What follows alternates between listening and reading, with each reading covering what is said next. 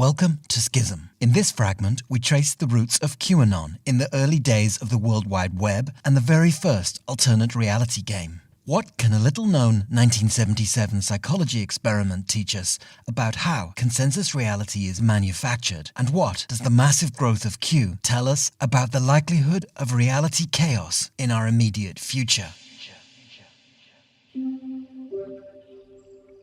In the early 1990s, programmer, artist, and writer Joseph Matheny started publishing Ong's Hat.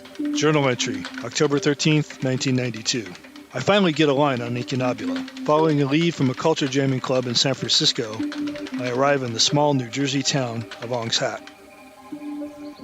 The address I have for Incunabula is a P.O. box. The local postmaster/general store operator was very helpful, almost too helpful. He told me that Cranston and Incunabula Books had fled the area one night about a month ago. I gained access to Cranston's P.O. box key while the owner had his back turned and returned later to examine the contents. Some have called Ong's Hat the first alternate reality game. We started out doing it with things like mail art and Xerox culture art, phone calls, voicemails, postering, all the things of the 80s counterculture. As I started to play around with kind of the new form of communication at the time, I started to see the possibility for using bulletin board systems, and then probably around 92, I started thinking about internet, because that's when internet really became publicly accessible for not everybody, but for some people.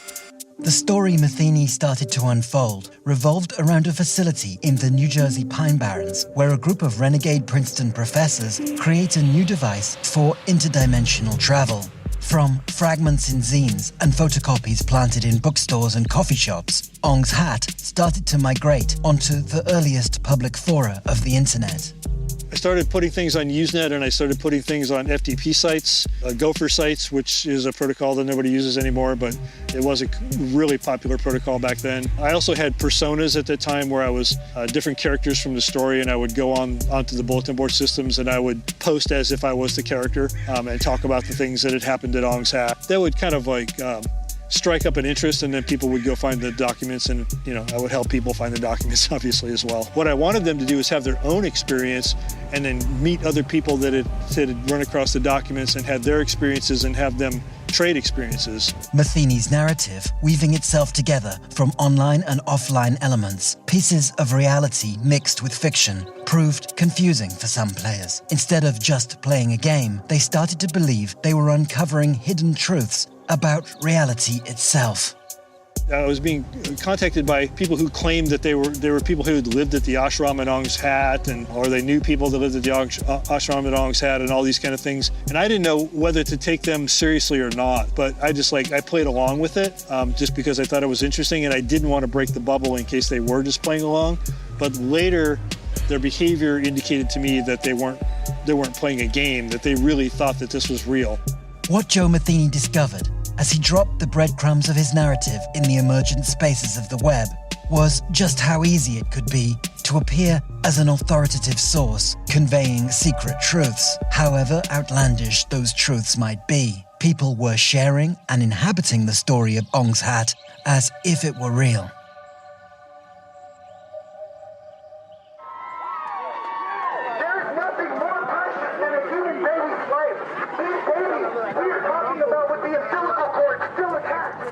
The August 2020 Save Our Children demonstrations saw thousands taking to the streets across the USA and the world. Hey! Lead us! Lead us! The protests were the latest installment in the out-of-control narrative that is QAnon. For some, it's a conspiracy theory. Human trafficking is not a conspiracy theory. For others, a cult. For Anons themselves, it's a radical new way of getting to the truth of what's going on behind the kayfabe of electoral politics. When they try to cover things up, they call things a baseless conspiracy theory. So I looked it up for myself, and I changed my browser from Google to DuckDuckGo, and I did my own research, and it's true. This is true. This is real. That same month, Donald Trump decided to explicitly acknowledge Q as a movement. Well, I don't know much about the movement other than I understand they like me very much, which I appreciate. These are people that when they watch the streets of Portland, when they watch what happened in New York City in just the last 6 or 7 months, I've heard these are people that love our country and they just don't like seeing it. They do supposedly like me. At the crux of the theory is this belief that you are secretly saving the world from this satanic cult of pedophiles and cannibals. Is that supposed to be a bad thing? If I can help save the world from problems, I'm willing to do it. I'm willing to put myself out there. The boundary between online and IRL, shaky from the start, has been steadily eroding. The Q mythos, incubated in 4chan, then spread via 8chan, 8kun, and countless Facebook groups, is now capable not only of mobilizing real people to real streets, but of being name-checked by the President of the United States, who is also, as it happens, the principal character in QAnon's voracious narrative. Back in the early 90s, Joe Matheny saw for himself how a shared online narrative, presented as if it were real, could start to transform the beliefs of the people interacting with it. Beliefs which could then spill over into reality. And that's what I was trying to encourage, was people to participate in this, to take it on, almost like a LARP. We all know that this isn't real, but like wink and nudge, suspension of disbelief, and let's have fun with this. And clearly there are people that are not equipped to play this kind of game. A lot of weird things have been happening. So I got a concealed carry permit and I started to travel with a gun. Carload of people that were dressed up like MIBs with the black suits and the little thin black ties and the sunglasses ran me off the road. And at first I thought that it was an accident. And then when I got out of the car and they got out of the car and I saw how they were dressed, I took my pistol out and I fired a couple rounds off over their head. We were out in the country. And they immediately got back in their car and they left very fast. But these are some of the negative aspects of people who get into these things and think it's all too real and that they're some sort of agent for good and that they're out to defeat the agents of bad and save the world. If you really, really, really thought you were living in the Matrix and you really thought you were Neo, think about what you would do, what you would be capable of doing. That's scary. You'd be like the guy who went to Comet Ping Pong with a gun, right? To save the children. Ong's hat unfolded during a period in which the mainstream media seemed willfully oblivious to the power the internet would come to wield. Let me introduce you to QAnon, a deranged internet phenomenon trying desperately to elbow its way into the mainstream. Today, convinced QAnon is materially impacting political reality, the media are all over it. Pro-Trump QAnon movement. Supporters of QAnon were out in full force. QAnon fans believe that Trump is the savior. It's a litany of right-wing QAnon conspiracies. There has been an awakening. Have you felt it? QAnon has 20 to 30 million views a month it was generating for 8chan before 8chan went down. But this is a strange loop. However disapproving, their coverage only grants Q further reality. Maddie, what's going on?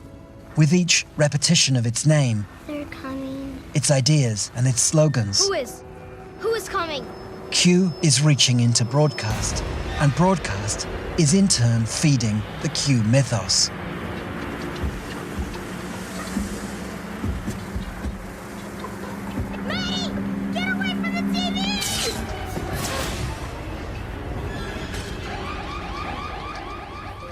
To understand what is going on here, how Ong's hat and Q came for some people to seem realer than real, we need to go back to 1977. Two cognitive science researchers in Pennsylvania carried out an experiment. On a tape machine, they recorded a series of true and false statements, such as the People's Republic of China was founded in 1947. False. And the thigh bone is the longest bone in the human body. True. As participants listened, the statements were played back to them again and again, and they were repeatedly asked to rank each one as uncertain, possibly true, probably, or definitely true. What participants' answers revealed was that their confidence in the statements repeated most often increased over time, while their confidence in the other statements didn't change at all. The researchers had stumbled over what is now known as the illusory truth effect. Regardless of a source's perceived credibility, repeated exposure to information increases the sense that it's true. What this suggests is that repetition may play a massive role in establishing what we experience as real.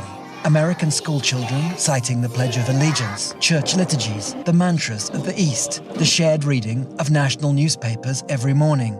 This is how communities, peoples, and nations are formed. And it explains why modern advertising and public relations rely on the endless repetition of images, slogans, and songs in the fight for what is called mindshare. Double your pleasure, double your fun with double good double mint gum. A double pleasure's waiting for you. A double pleasure for double mint gum. A double pleasure's waiting for you. A double pleasure for double mint gum. A double pleasure's waiting for you. A double pleasure for double mint gum. This same repetition of illusory truths sells politicians, elections, and even wars.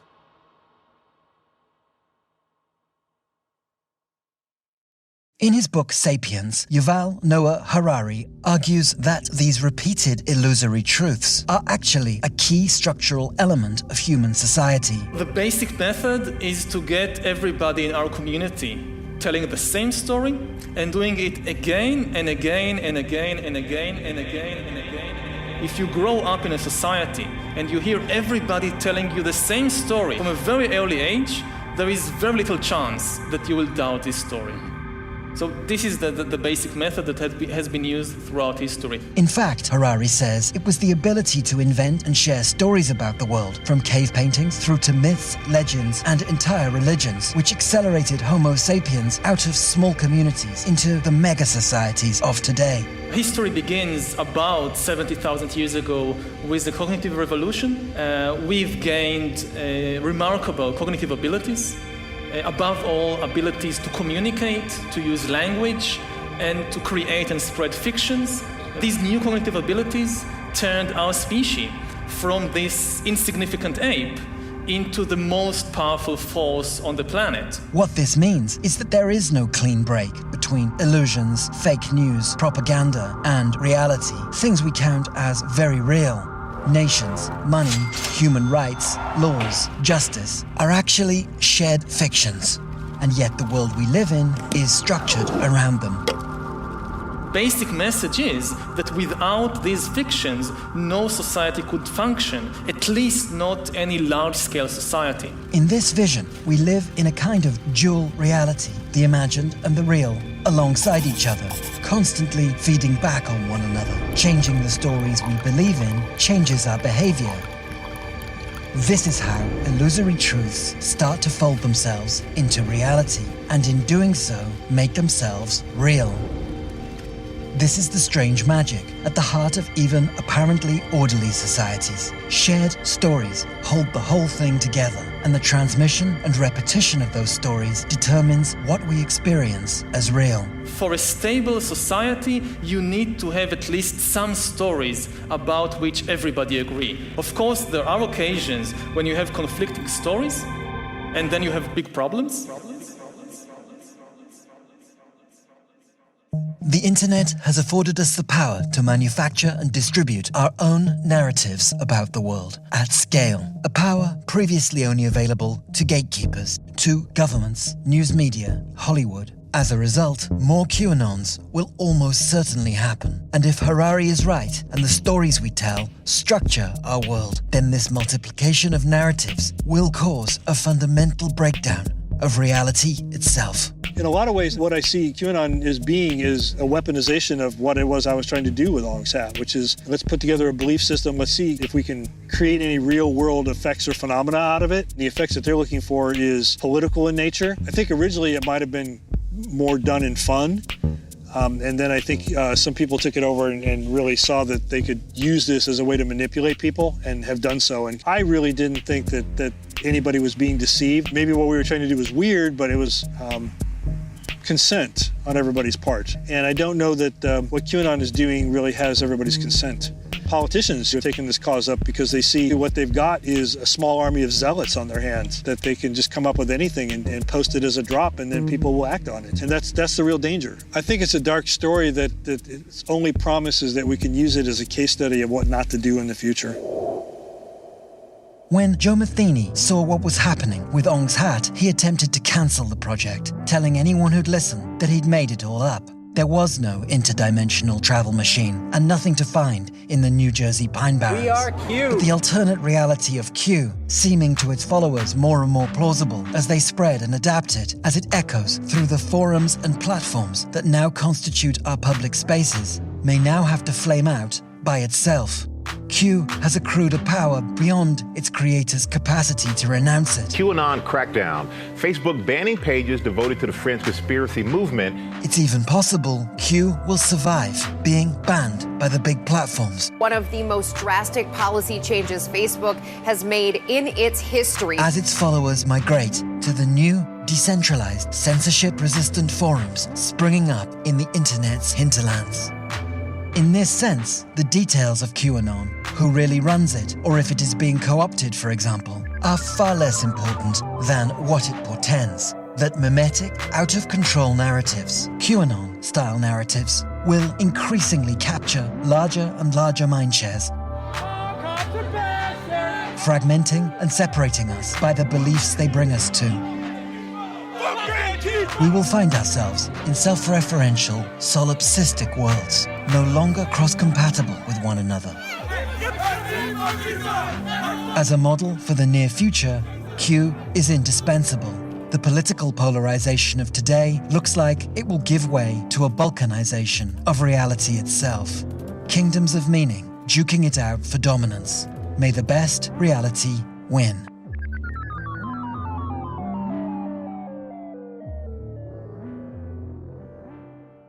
Thanks for watching this fragment of Schism. Don't forget to like and subscribe. In the past, gatekeepers decided the content people got to see. Now, it's you, and this is how you make it happen. If you're interested in finding out more about the project and helping us develop it into a feature film, you can get access to scripts, original music, behind-the-scenes footage, and the Schism community over at patreon.com/schismfilm. Your contribution will help us not just make more Schism fragments, but realize our vision for the project. Join us at patreon.com/schismfilm or click the link at the top of the description. Thanks to this episode's sponsor, Joystream, a video platform controlled, owned, and operated by its users. You can help influence the platform's development and earn crypto while doing it right now at joystream.org.